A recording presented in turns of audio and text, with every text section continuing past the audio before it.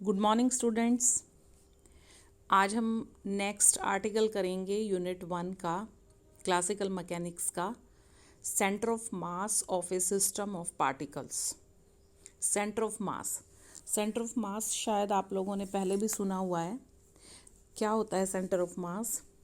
The centre of mass of a system of particles can be defined as a point where the entire mass of the system is supposed to be concentrated. Where the entire mass of the system is supposed to be concentrated and the total external force is directly applied on it. जितनी भी force लग रही है वो सारी की सारी कहाँ पे अप्लाई हो, जो आपका सेंटर ऑफ मास है उसके ऊपर। Then it moves exactly in the same way as the system moves when the external force acts on its particle. और जो मोशन है वो उसी तरीके से हो जब हर एक इंडिविजुअल पार्टिकल पे फोर्स लग रही है, इंडिविजुअल फोर्स लग रही है, वो जो मोशन होगा। और जो आपका सेंटर ऑफ मास है, सेंटर ऑफ मास पे टोटल फोर्स जितनी भी सिस्टम पे लग रही है वो सारी की सारी इकट्ठा ही लग रही हो, सेम मोशन होगा उन दोनों का, उन दोनों में कोई डिफरेंस नहीं होगा। सेंटर ऑफ मास ये चीज़ है। सेंटर ऑफ मास पे या तो सारा का सारा फोर्स लग रहा हो या फिर इंडिविजुअल फोर्स लग रहा हो इंडिविजुअल पार्टिकल पे, तब जो मोशन होगा दोनों ही केसेस में आपका क्या रहेगा, सेम टाइप का होगा।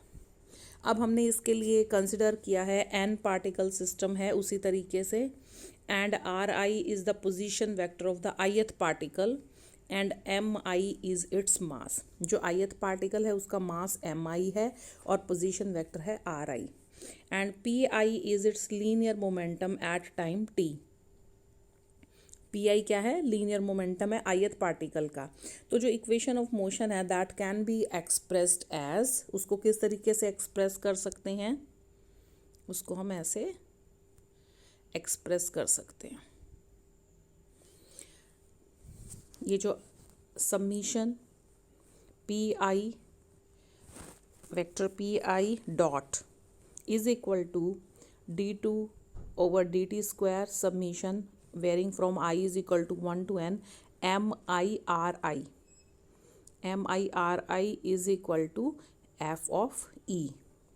Rate of change of linear momentum is equal to force, rate of change of linear momentum pi dot is equal to the total force। और उसको हम इस तरीके से लिख सकते हैं, ये हमने पहले भी देखा हुआ है। where Fe is the total external force on the system। Fe क्या है? total external force है।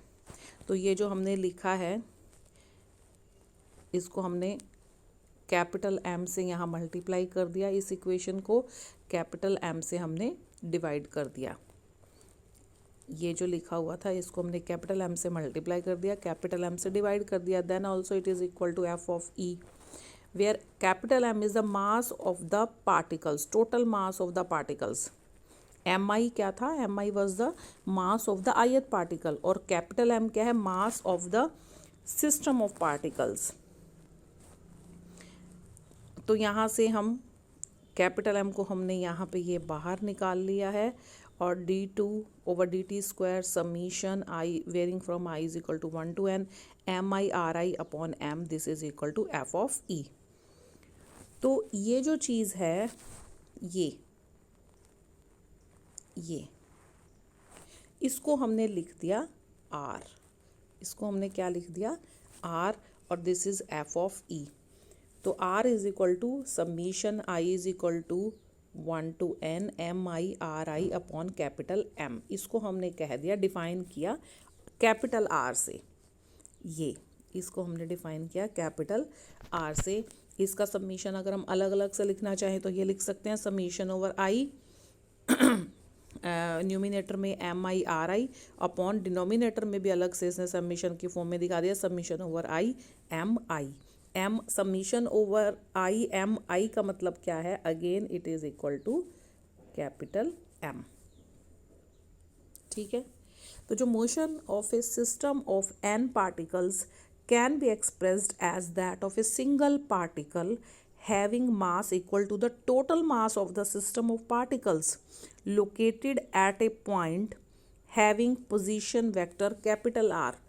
हम जो आपका मोशन है सिस्टम का जिसके अंदर n पार्टिकल्स हैं उसको कैसे डिफाइन कर सकते हैं कि एक सिंगल पार्टिकल है जिसका मास m है और जो पोजीशन वेक्टर है वो पोजीशन वेक्टर क्या है, कैपिटल R है। when the total force acting on such a particle this is directly proportional to it। तो ये R जो है, R अभी हमने देखा कि किसके इक्वल होगा, ये R होगा इसके इक्वल। सब नीचे वाला जो टर्म थी उसको हमने कैपिटल M से रिप्लेस कर दिया।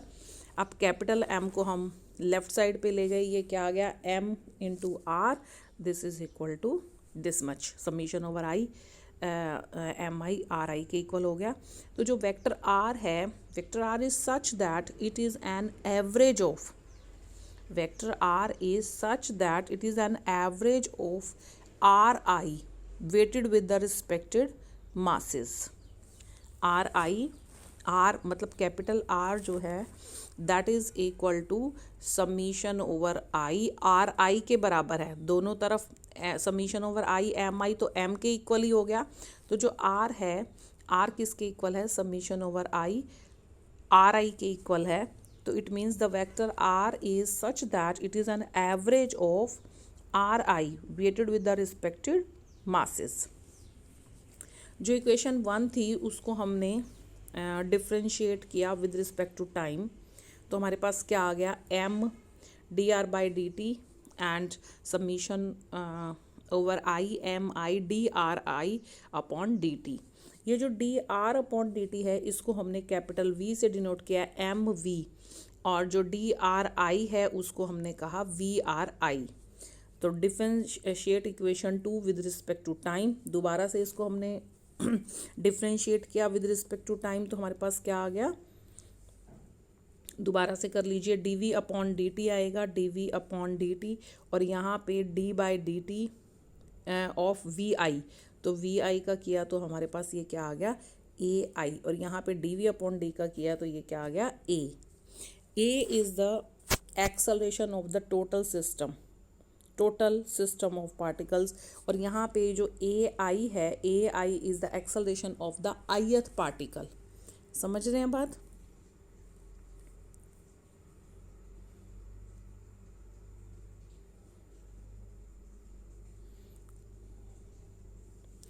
तो अब देखिए, तो यहाँ से m d/r upon dt is equal to f of e, है ना, और इसको हम कैसे लिख सकते हैं, m dv upon dt this is equal to f of e। तो ये आपका क्या आ गया, अगर कोई भी एक्सटर्नल फोर्स एक्ट नहीं कर रही है सिस्टम पे तो f of e will be equal to 0, तो यहाँ से m dv upon dt that will be equal to 0। अब m can't be equal to 0, capital M जो मास है वो तो सिस्टम का 0 हो नहीं सकता, तो ये जो dv अपॉन dt है that factor has to be 0, dv upon dt has to be 0 and v is equal to constant from here. तो what we can conclude, we can say velocity of centre of mass of a system of particles remains constant if no external force acts on it. कि अगर कोई भी particle पे external force नहीं लग रही है तो जो वेलोसिटी है of centre of mass of a system of particles that will remain constant. This is the article of centre of mass. अब हम नेक्स्ट आर्टिकल करेंगे constraints, which is the last article of this unit. Constraints क्या होते हैं? Constraints होते हैं, देखिए, the limitation on the motion of a system are called constraints of motion, are called constraints of motion and such motion is set to be constrained motion. अगर किसी भी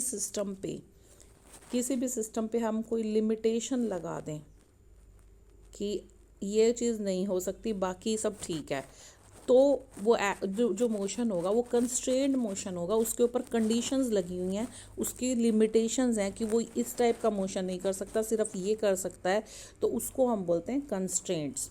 और ऐसे मोशन को, and such motion is called constrained motion. ठीक है, example हम क्या ले सकते हैं, एग्जाम्पल ले सकते हैं motion of A particle along a specified path such as motion of a bead sliding on a wire। मतलब सिर्फ जो मोशन ऑफ अ बीड है that is on a wire only, तो सिर्फ आपका जो मोशन है बीड का दैट इज़ कंस्ट्रेंट, कि वो सिर्फ एक्स एक्सिस पे मूव कर सकता है, that is the constrained motion. ठीक है, दूसरा एग्जांपल आप ले सकते हैं कि in case of motion of a rigid body, अगर रिजिड बॉडी का कोई मोशन है तो जो separation between any pair of particles that will remain constant, ये अपने आप में ही क्या है, कंस्ट्रेंट है कि जो पार्टिकल का जो आपस का जो डिस्टेंसेस हैं वो क्या है, वो कांस्टेंट हैं, तो दैट इज़ आल्सो एक constraint for the motion of a rigid body. अब जो ये कंस्ट्रेंट्स हैं that can be of two types, तो हम इसको कैटेगराइज कर सकते हैं टू टाइप में, holonomic and non holonomic motion constraints. Sorry, holonomic जो कंस्ट्रेंट्स हैं वो क्या हैं, when the constraint of a system can be expressed in the form of equation. अगर कंस्ट्रेंट्स जो हैं सिस्टम के, अगर हम उनको इक्वेशन की फॉर्म में लिख सकते हैं तब हम ऐसे कंस्ट्रेंट्स को बोलेंगे होलोनोमिक। याद रखिएगा, जिनको हम इक्वेशन की फॉर्म में लिख सकते हैं, can be expressed in the form of A equation, तब उनको क्या बोलेंगे, होलोनोमिक कंस्ट्रेंट्स।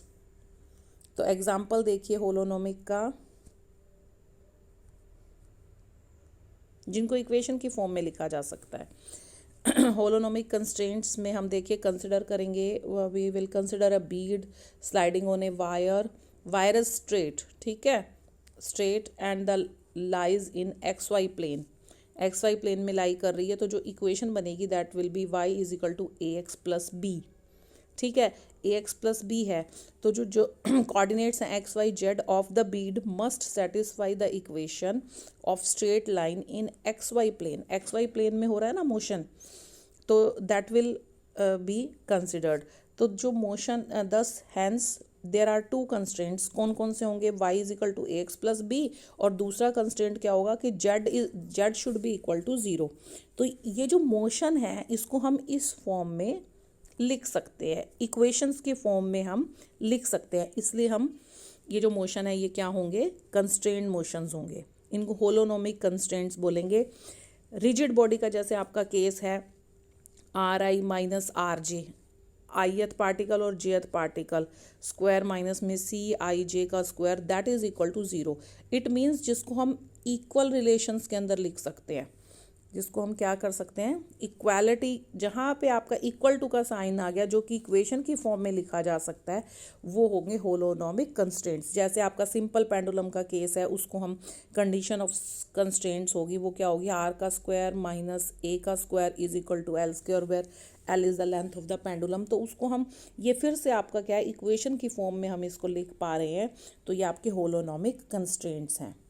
नॉन होलोनोमिक में क्या है, जिनको हम इक्वेशंस की फॉर्म में नहीं लिख सकते हैं, विच कांट बी एक्सप्रेस्ड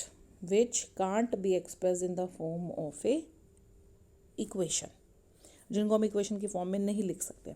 अब जैसे इसका एग्जांपल क्या रहेगा, constraints involving in motion of molecules of a gas container are non holonomic. अगर किसी कंटेनर में गैस है तो जो मोशन ऑफ पार्टिकल्स हैं आर्बिट्ररी, कोई कहीं जाएगा कोई कहीं जाएगा, तो उसके लिए जो इक्वेशन की फॉर्म में उसको लिखना मुश्किल है, तो उसको हम क्या बोलेंगे, नॉन होलोनोमिक। दूसरा क्या है, the constraints involve in the motion of particle placed on the surface of a solid